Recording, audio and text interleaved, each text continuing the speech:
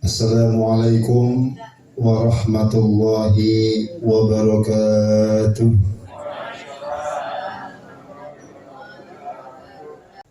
Bismillahirrahmanirrahim. Alhamdulillahi rabbil alamin. Allahumma salli wa sallim wa barik wa karrim ala nabiyyina Muhammad wa ala alihi wa ashabihi ajma'in. Subhanaka la ilma lana illa ma 'allamtana innaka antal alimul hakim. Nawayna at-ta'allum wa at-ta'lim ibtigha'a mardatillah wa qurbihi wa thawabihi subhanahu wa ta'ala. Allahumma akrimna bi nuril fahmi wa akhrijna min dhulumatil wahmi wa zidna ilma birahmatika ya arhamar rahimin. Amma ba'du.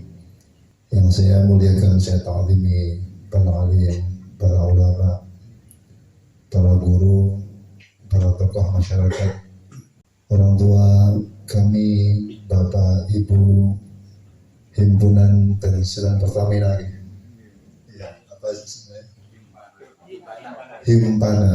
Himpana, yang mudah-mudahan selalu dalam perlindungan Allah, dalam ridha Allah, dalam anugerah dan rahmat dari Allah Subhanahu wa ta'ala. Para tokoh masyarakat, bapak ibu pimpinan yang mohon maaf tidak bisa saya sebut satu persatu tanpa mengurangi ta'zim kami kepada bapak ibu sekalian. Pertama adalah kita lagi bersyukur pada Allah Subhanahu wa ta'ala. Alhamdulillah, pada pagi hari ini kita masih diberikan kekuatan, diberikan taufik dan hidayah oleh Allah Subhanahu wa ta'ala, bisa berkumpul di tempat ini,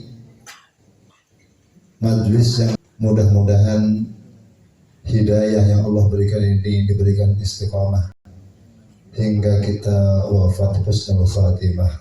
Amin ya rabbal alamin.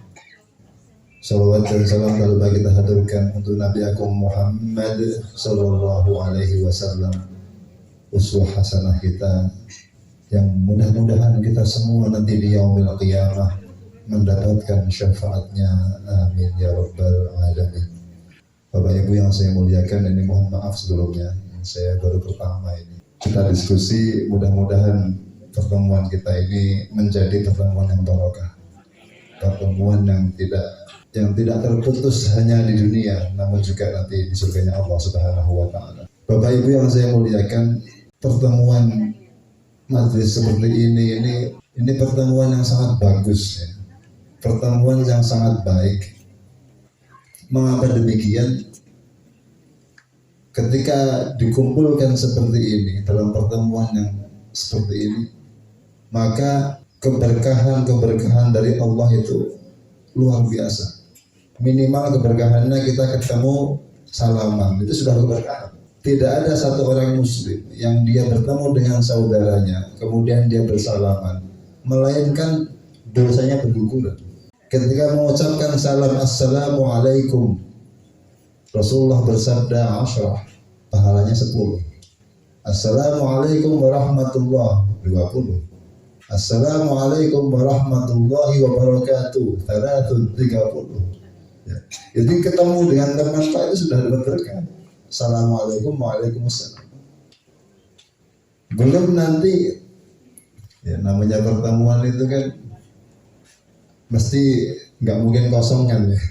Ada makannya juga, masya Allah. Memberikan hidangan makanan itu sudah hal yang luar biasa lagi. Dalam sebuah hadis yang sahih, itu Rasulullah pernah bersabda begini: afshus salam wa at'imut ta'am wa shalla bil laili wan nasu niyam. Riwayat yang lain, afshus salam wa at'imut ta'am waslul arham wa shalla bil laili wan nasu niyam tadkhul jannah bisalam.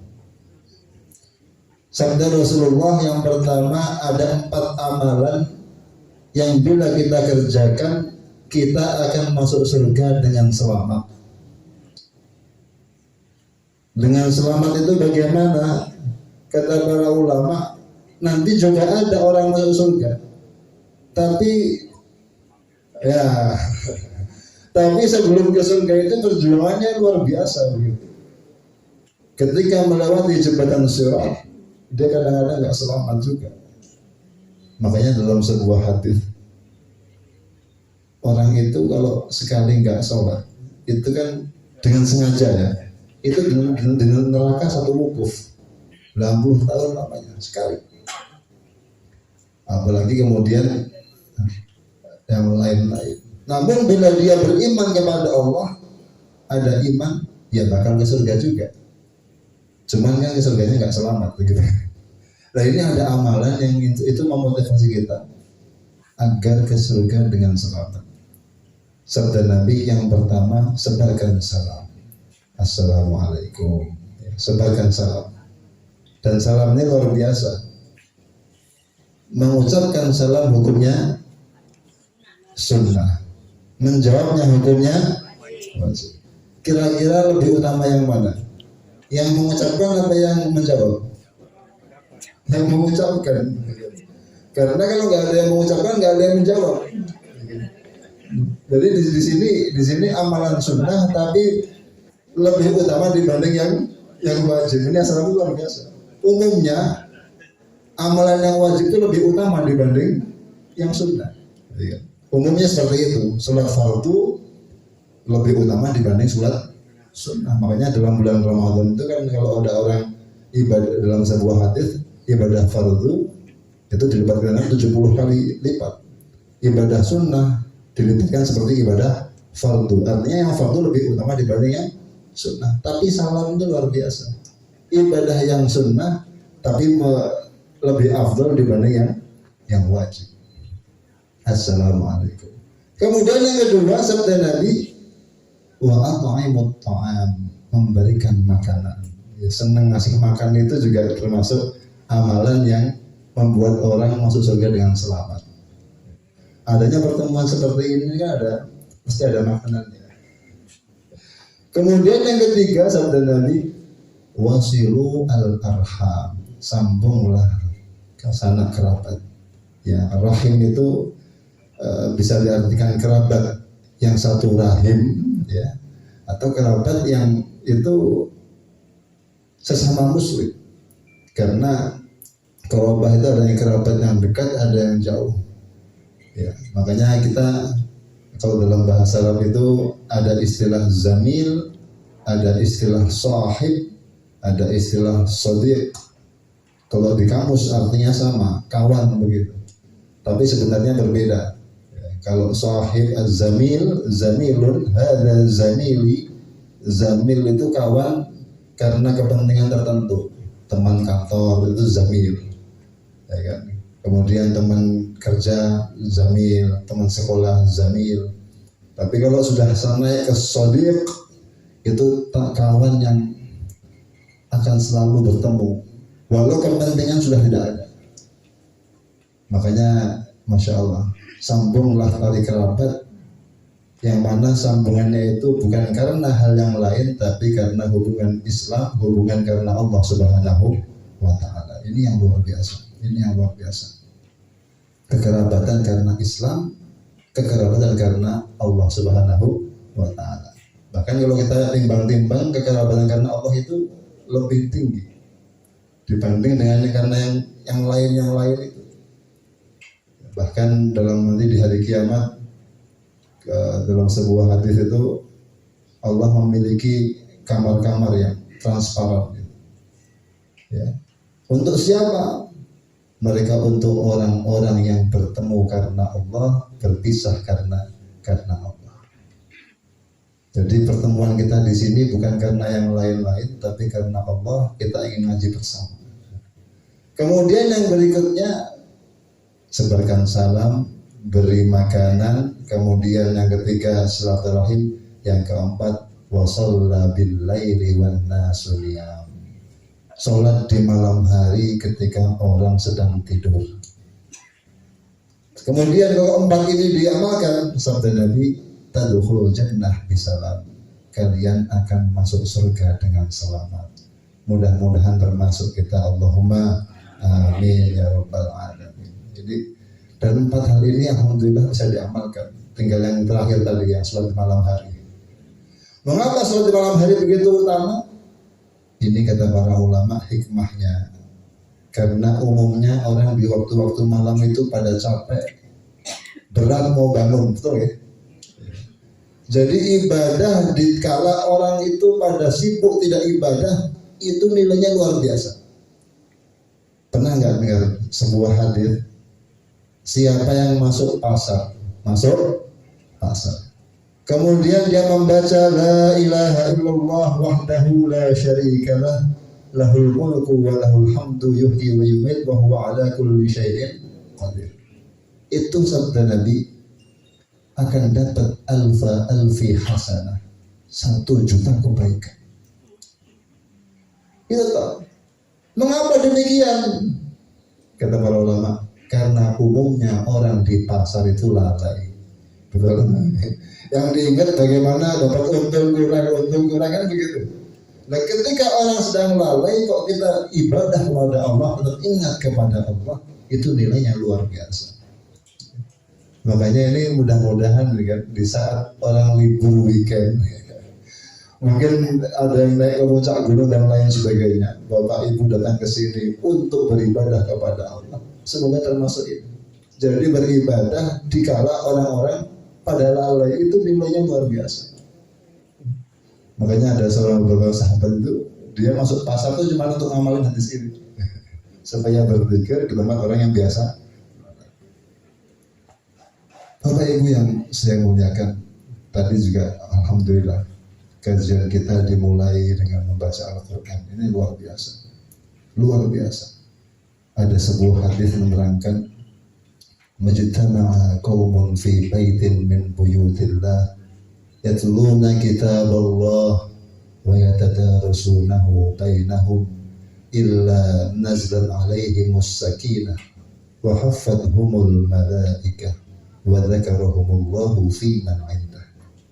Tidak ada satu kumpulan manusia, satu majelis ya, yang di situ mereka saling bermudzakarah, mempelajari kalamullah, mempelajari Al-Quran, kecuali akan dipenuhi dengan rahmat, dikelilingi para malaikat, diberikan sakinah oleh Allah Subhanahu wa Ta'ala, dan Allah banggakan, Allah sebut-sebut namanya di kalangan para malaikat yang Allah muliakan.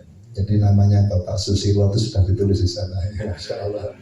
Jadi nanti kalau ketemu di surga itu sudah, oh ini kemarin sudah sering disebutkan sama Allah namanya ini. Jadi nggak asing gitu. Sudah kenal malaikatnya, ya, sudah kenal. Tapi kalau orang asing ini siapa ya? Kemudian Bapak Ibu yang saya muliakan, ini sebelum masuk ke materi, mudah-mudahan cukup. Di antara keuntungan silaturahim seperti ini, setiap orang Muslim itu bisa memberikan syafaat kepada temannya. Seorang muhaddits namanya Abdullah Ibnul Mubarak, beliau mengatakan begini, ketika seorang sudah yang ahli surga masuk ke dalam surga, maka dia akan mencari kawan-kawannya. Aina ashabi alladzi kanu ma'ana fid dunya, mana teman-teman saya yang dulu bersama saya ketika di dunia. Nasumu ma'ana, mereka puasa bareng dengan kita, haji bareng dengan kita, ngaji bareng dengan kita. Kok nggak ada di sini? Maka Allah beritahu supaya lihat di neraka itu jangan-jangan tersangkut itu. Ada yang masih punya utang belum dibayar itu. Tersangkut itu. Maka subhanallah. Maka mereka pun mencari teman-temannya yang di neraka, dan mereka syafaati kawan-kawannya. Itu Allah, ya Allah, itu dulu mereka bareng dengan kita, bersama-sama kita, ibadah bareng. Makanya ini Masya Allah, pertemuan seperti ini, bahkan waktu berbicara begitu, Abdullah bin Mubarak itu sambil menangis, bilang ke santri-santrinya, ke murid-muridnya, jika kalian nanti tidak mendapatiku di surga Allah, tolong cari aku di neraka nanti. Siapa tahu aku bisa selamat karena kalian. Terlebih apabila temannya itu orang yang alim, yang hafid Al-Quran, ini luar biasa. Dalam sebuah hadis nanti di yaumil qiyamah akan dibangkitkan yub'atsul alim wal 'abid. Akan dibangkitkan nanti di yaumil qiyamah dua orang. Satu yang ahli ibadah, yang kedua ahli ilmu. Fayuqalu lil 'abid, maka dikatakan kepada yang ahli ibadah, udkhul jannah, masuk surga. Wa yuqalu lil 'alim, dan dikatakan kepada orang yang alim, yang ahli ilmu, qif, berhenti dulu, jangan dulu ke surga, berhenti dulu.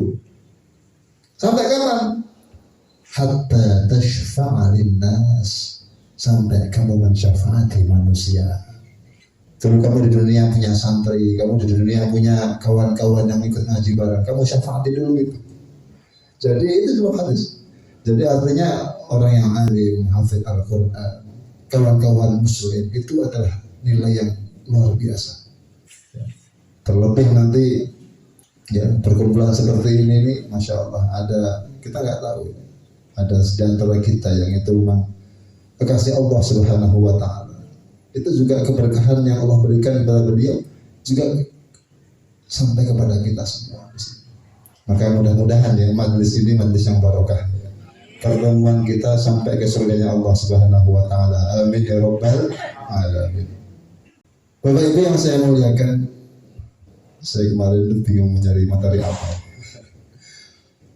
Insya Allah kita ya, ingin belajar sama-sama. Saya juga belajar ini, kalau saya salah dikatakan, ingin mengambil materi bagaimana sih kita bisa menjadi kekasih Allah, ya kan? Bagaimana kita bisa menjadi kekasih Allah? Loh, mengapa Ustaz? Kok pengen jadi kekasih Allah? Ya kan? Kira-kira mengapa? Siapa yang menciptakan kita? Allah. Yang memelihara? Allah. Yang memberi rezeki? Menciptakan dunia ini? Allah. Kalau kita dengan yang memiliki segala-galanya, kira-kira gampang gak hidup kita ini? Insya Allah mudah. Maka dalam Al-Quran Allah berfirman, ala inna awliya Allah la khawfun alaihim wa la hum yahzanun. Ingatlah bahwa kekasih-kekasih Allah itu la khawfun alaihim, tidak ada ketakutan, tidak ada kekhawatiran pada mereka itu. Bahkan nanti di yaumil qiyamah, ketika orang sedang hiruk pikuk, ketika orang sedang dalam kondisi yang mencekam lah, karena waktu itu dunia Allah hancurkan luar biasa. Matahari didekatkan di mahsyar, ya. Dalam sebuah riwayat 1 jengkal, ada yang tenggelam dengan keringatnya sendiri, luar biasa. Tapi mereka la khaufun alaihim wa la hum yahzanun, tidak ada kekhawatiran dalam diri mereka dan juga mereka tidak bersedih. Ini ala inna awliya Allahi la khawfun alaihim wa la hum yahzanun. Ingatlah bahwa kasih Allah tidak ada kekhawatiran bagi mereka dan juga tidak mereka bersedih. Lalu siapa itu kasih Allah? Siapa itu waliullah? Allah teruskan setelahnya, alladzina amanu wa kanu yattaqun. Mereka adalah orang yang beriman dan bertakwa kepada Allah.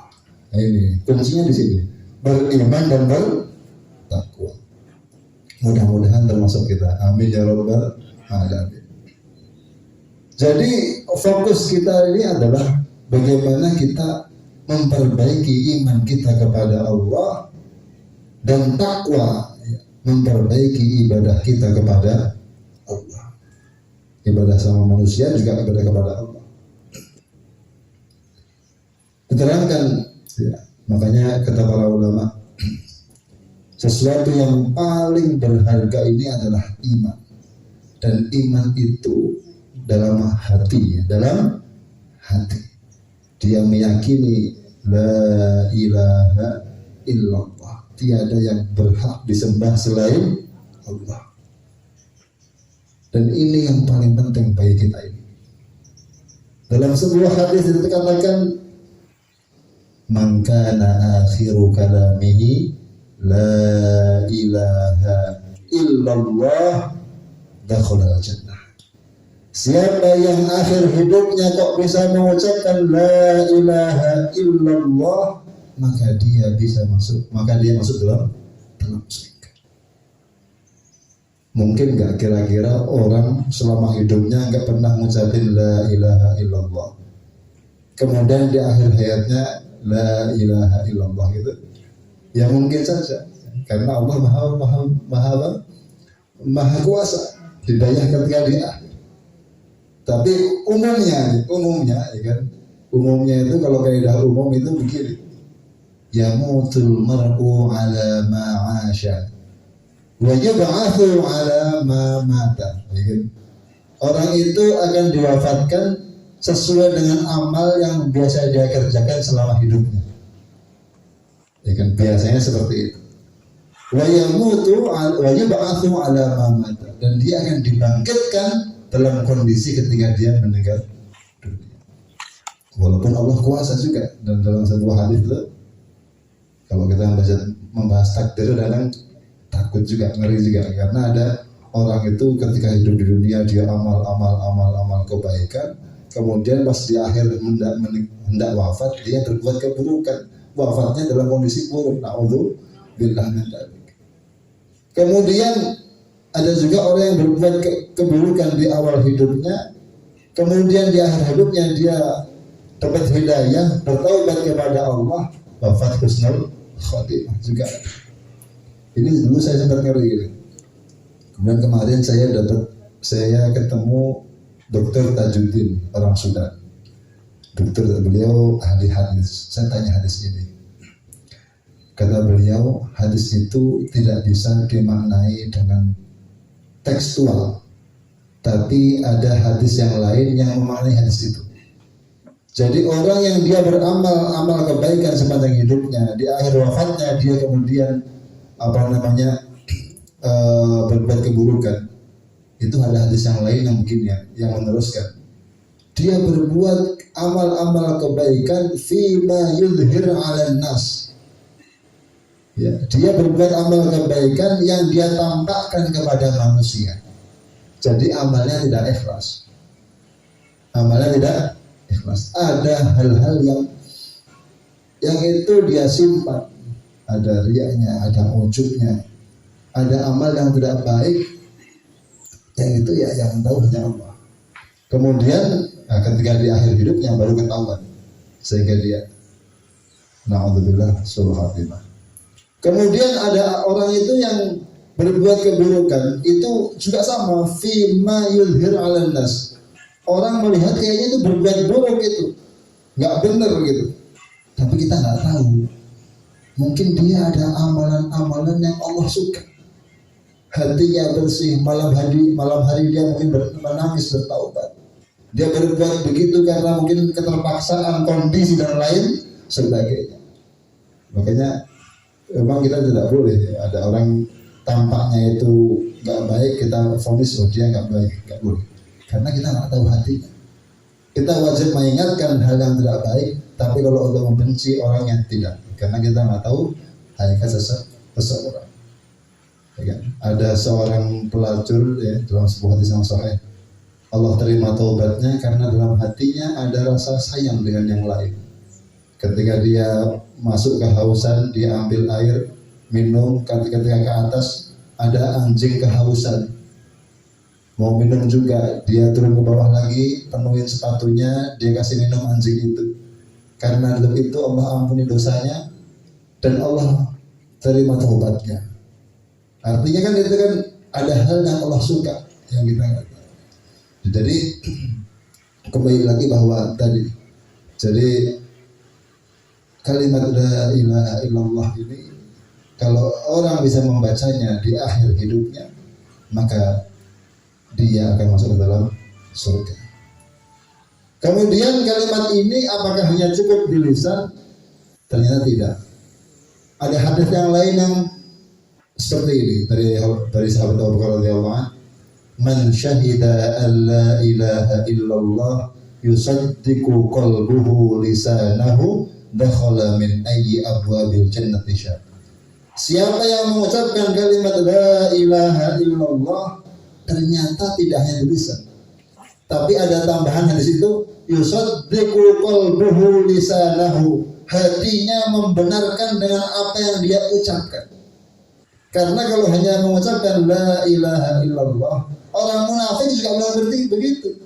Orang munafik itu juga dia lafaz mulutnya beriman, mengucapkan la ilaha illallah, tapi hatinya dia tidak beriman, dia hanya berpura.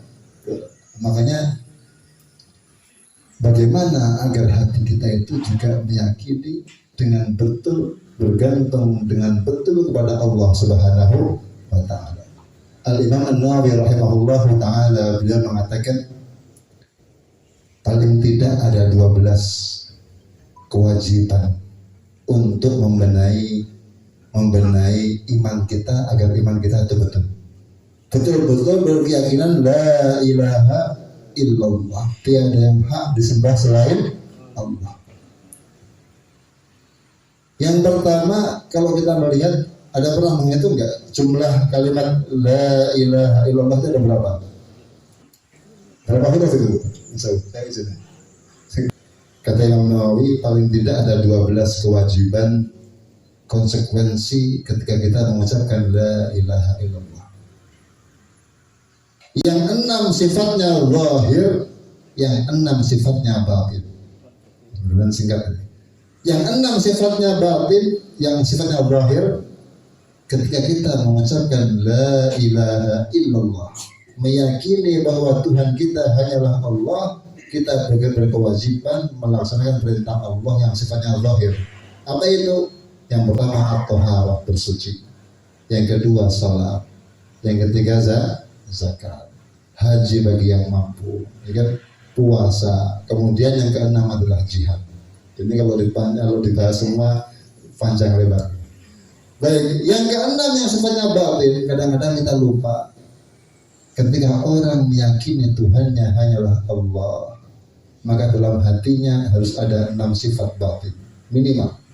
Yang pertama sifat tawakal kepada Allah. Yang kedua at-tafwid, menyerahkan segala urusan kepada Allah.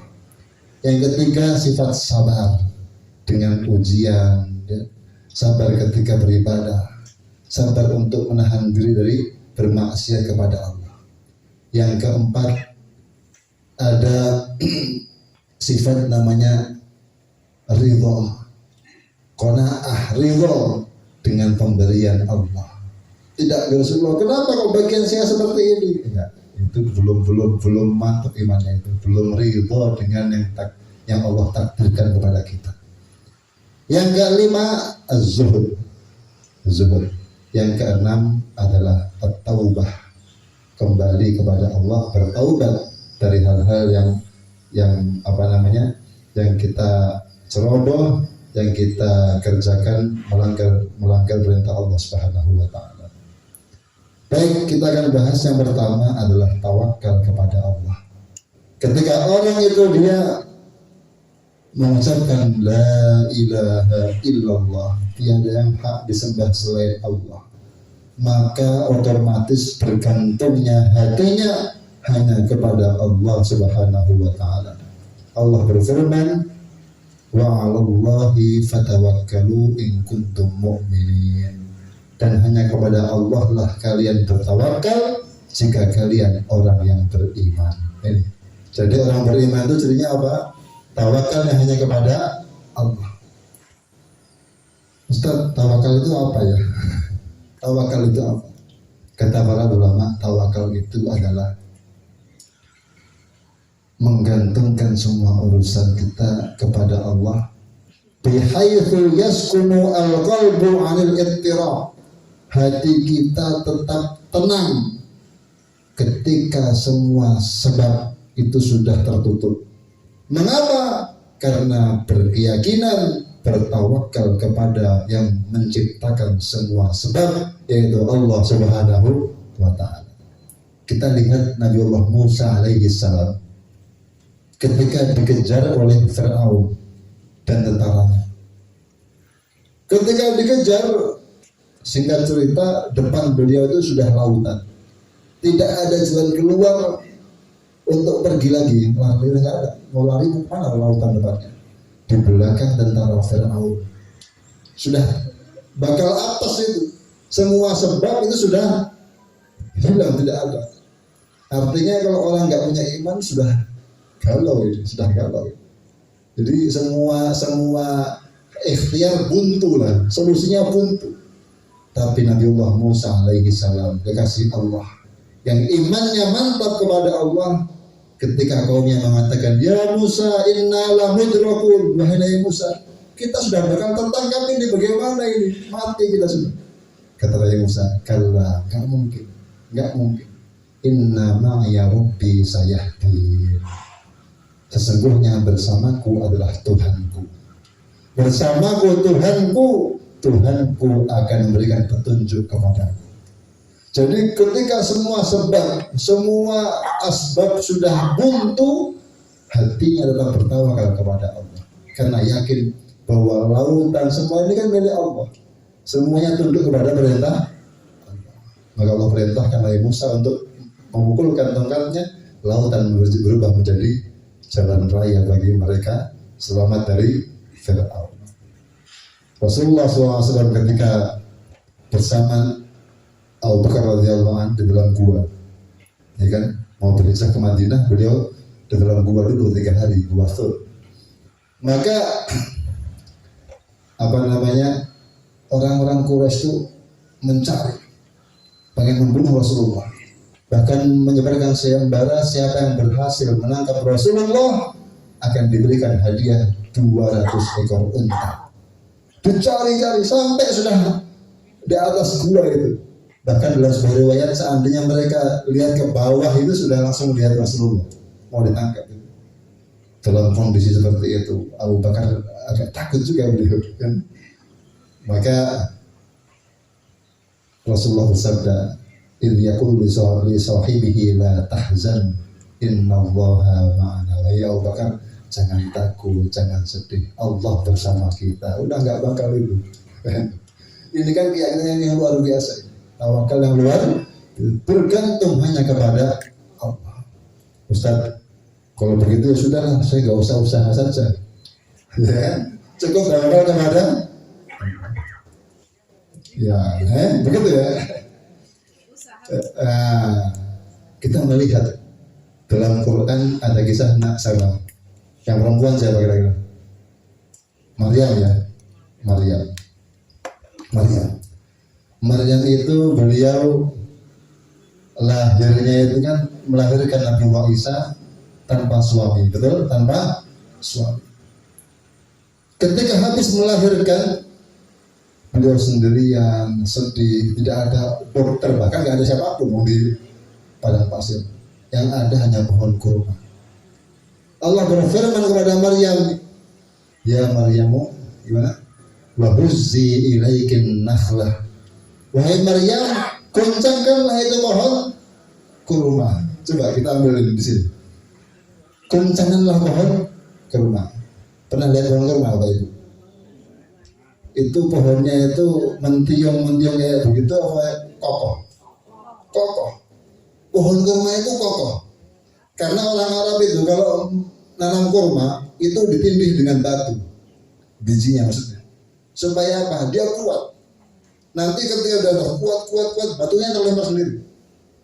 Jadi ditembus dulu, ditempar dulu, bukan supaya cepat tumbuh, enggak, ditimpar dengan batu. Sehingga ketika dia sudah tumbuh, batunya kerikilnya terlempar, dia tumbuh dengan kuat. Ini pendidikan yang luar biasa ini. Nah, kemudian, tapi pohon kurma yang begitu kuat, saya pun mungkin kalau dorong tidak goyang itu pohon kurma yang sudah besar. Tapi di sini Allah perintahkan Maryam, seorang wanita yang habis melahirkan, untuk menggoncangkan pohon kurma. Coba, ini maknanya apa ini? Artinya Allah ingin ada ikhtiar, ada usaha dari Maryam alaihissalam. Walaupun sebenarnya usaha itu nggak ngefek apa-apa, pohonnya itu kita aja nggak goyang, jadi kan apalagi wanita yang habis melahirkan. Tapi begitu digoncangkan oleh Maryam, walaupun nggak ngefek. Tusakit alaiki rutuban janiyya, dalam ayatnya begitu. Allah gugurkan ke rumahnya, jadi kan kepada Maryam. Artinya usaha adalah perintah Allah, tapi yang merontokkan ke rumah itu adalah Allah Subhanahu wa ta'ala. Rizki tidak ada kaitan sama sekali dengan usaha, tidak ada. Ya kan? Kalau kata dan usaha, berarti orang yang usahanya luar biasa pasti akan untungnya luar biasa, kan belum tentu juga. Ya kan? Di sini hikmah dari ayat ini luar biasa, sehingga waktu itu ketika Maryam diperintahkan untuk ikhtiar, ya kan? Maka Allah berikan itu rezeki kepada Maryam. Kata para ulama di sini artinya ikhtiar tetap harus dikerjakan, tapi keyakinan kita adalah rezeki dari Allah Subhanahu wa ta'ala. Pak, gimana kalau pensiun? Anak-anak kan masih butuh sekolah, butuh belajar, ya kan? Butuh biaya, ya kan? Yakinnya harus kepada Allah. Rezeki dari Allah. Usaha tetap, tetapi yang ngasih rezeki itu Allah. Itu keyakinan yang betul-betul harus ditanamkan dalam hati kita. Jangan sampai salah begitu. Ini bahaya. Kata para ulama, kalau kita itu ada masalah, kok yang diingat pertama kali adalah Allah, sholat, itu masalah bakal cepat selesai. Tapi kalau kita masih ada masalah, yang diingat pertama kali itu bukan Allah, nanti kepak itulah, nanti paling utang sana. Itu alamat bakal lama itu masalah itu. Alamat gak selesai, itu pasti itu bisa diamalkan itu. Itu ada sampai kok dalam hati kita, oh Allah, sholat dulu, baru usaha, itu bakal cepat selesai. Makanya wa'alallahi fatawakkalu in kuntum mu'minin. Kepada Allah kita bertawakal jika kita orang yang beriman. Dan tawakal bukan berarti tidak usaha, karena Rasulullah pernah itu. Ada seorang sahabat bawa unta di depan masjid. Ya Rasulullah, unta saya biarkan saja, saya tawakal sama Allah, kalau nggak hilang ya nggak hilang begitu. Apa saya ikat dulu? Sabda Nabi, ikil wa tawakkal. Ya, ikat dulu itu untanya, baru tawakal kepada Allah. Usaha dengan maksimal, tapi hasilnya kita tawakal kepada Allah. Kemudian yang kedua ada istilah at-tafwid. Tafwid itu lebih tinggi dari tawakal. Jadi dia menyerahkan segala urusannya hanya kepada Allah Subhanahu wa ta'ala. Wa ufawwidu amri ila Allah, innallaha basirum bil ibad. Sering kita baca ayat ini. Saya serahkan semua urusan saya kepada Allah. Allah Maha melihat hamba-hambanya. Kemudian yang ketiga tadi, ini saya singkat saja, sabar ya, sabar. Sabar ini tidak ada batasnya. Oleh karenanya pahalanya pun nggak ada batasnya. Innama yuwaffas sabiruna ajrahum bighairi hisab. Begitu. Orang yang bersabar akan diberikan pahala yang tanpa batas. Bighairi hisab. Artinya kata para ulama, ibadah yang lain itu ada timbangannya. Kan ada timbangannya, ada hisabnya. Tapi kalau sabar itu nggak ada. Karena emang sabar itu juga nggak ada batasnya. Saya ini sabar, tapi ya sudah habis sabar saya. Itu belum sabar namanya. Sabar itu nggak ada habis, karena makanya pahalanya nggak ada batasnya. Ya, sabar dalam taat kepada Allah, sabar dalam tidak maksiat, dan sabar ya sabar ketika mendapatkan musibah dari Allah Subhanahu wa ta'ala. Artinya sabar ketika diuji oleh Allah Subhanahu wa ta'ala. Nabiullah Ayyub alaihi salam itu bagaimana ujiannya? Luar biasa. Nabiullah Ibrahim bagaimana ujiannya? Sampai dibakar. Ya, Rasulullah luar biasa ujiannya. Ketika hendak di Taif, pengen berdakwah kepada sahabat-sahabat, kepada orang Taif, bukan diterima dengan baik, dilempar batu sampai kaki beliau berdarah-darah dengan sahabat Zaid bin Al-Harithah. Itu sabar yang tingkat apa itu? Sabar yang tingkat apa? Makanya innama yuwaffas sabiruna ajrahum bighairi bighairi hisab. Allah berfirman dalam Al-Quran, isbiru wa sabiru wa rabitu wattaqullaha la'allakum tuflihun. Wahai orang beriman, sabarlah dan kuatkanlah sabarmu. Ini kata para ulama, sabarlah dalam taat, sabarlah dalam ketika diuji, dan sabarlah untuk menahan nafsu dari bermaksiat. Puasa 3 hari, di hari keempat Allah buka ini Konstantinopel. Artinya apa? Orang iman itu menang karena kesabarannya. Siswa yang juara, kenapa? Karena dia sabar. Teman yang lain lagi main-main, dia belajar sendiri. Itu yang sabar. Ridho dengan yang Allah takdirkan. Ini penting. Apa itu ridho? Dia tidak menganggap apa yang tidak Allah takdirkan lebih baik dari yang Allah takdirkan. Itu kok yang oleh semene ya, jadi oleh kai oleh api belum gitu ya, lau itu seandainya ini membuat orang tidak ridho. Man lam yasbir ala balai, man lam yashkur ala na'mai, wa lam yasbir ala balai, falyattakhidh rabban siwaya. Siapa yang enggak bersyukur dengan nikmatku, tidak ridho dengan yang Allah berikan, yang Allah bagikan, yang tidak sabar dengan yang Allah uji, cari Tuhan selain aku gitu. Siapa yang Tuhan selain aku? Tidak. Itu zuhud. Apa itu zuhud? Zuhud itu saya pernah meneliti paling enggak 12 definisi mengenai zuhud. Luar biasa, sangat banyak sekali. Tapi kalau enggak, zuhud itu ada sebuah hadis Rasul bersabda, izhad fid dunya yuhibbukallah, wazhad fima fi aidin nas yuhibbukan nas. Zuhudlah engkau di dunia, maka Allah akan suka, akan cinta kepadamu. Jadi kita zuhud di dunia artinya apa? Tidak tamak dengan dunia. Al-Imam Muhammad bin Hasan Asy-Syaibani itu gurunya Imam Syafi'i. Beliau pernah ditanya, wahai Imam, ini muridnya Imam Abu Hanifah, wahai Imam, mengapa Anda tidak menulis kitab tentang zuhud? Kata beliau, saya sudah menulis kitab tentang al-bai', jual beli. Loh, hubungannya apa antara jual beli dan zuhud itu? Maksud beliau, orang yang sudah mengamalkan jual belinya, ya, seperti dalam kitab saya, itulah orang zuhud. Tidak mengambil yang bukan haknya, tidak mengurangi timbangan, tidak menipu dalam jual beli. Itulah zuhud kepada Allah. Taubat kata para ulama 3 syaratnya. Pertama, menyesali kekurangan kita dalam beribadah kepada Allah. Kita menyesali apa yang sudah kita perbuat yang tidak sesuai dengan perintah Allah. Yang kedua, ada al-azam, kita niat untuk memperbaiki apa yang pernah kita tinggalkan sebelumnya. Kalau dulu pernah bolong-bolong sholat fardunya, diqadha, ditambal. Dulu ketika punya uang belum zakat, dizakati sekarang. Yang ketiga, al-iqla'. Kalau itu perbuatan maksiat itu masih ada hubungan ya dengan relasi kita lepaskan. Ustaz, saya ini mau bertaubat nih. Emang kamu salahnya apa? Salahnya ini, saya jual beli narkoba gitu.